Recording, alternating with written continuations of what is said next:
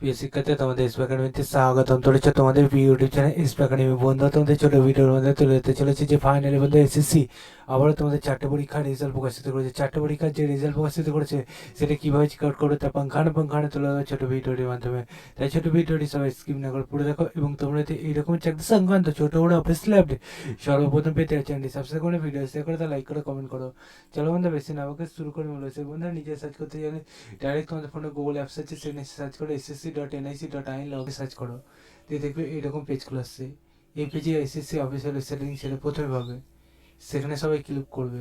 ঠিক আছে, ক্লিক করার পর আবার দেখবে একটা নতুন পেজ খুলেছে। এই যে পেজটা খুলেছে অ্যাডমিট কার্ড অপশানে ক্লিক করো।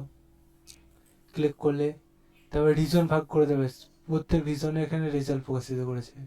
আমি স্টার রিজনে পাচ্ছি তাই স্টার রিজনে ক্লিক করলাম। দেখতে পাচ্ছ পেজটা ফাইনালি খুললো।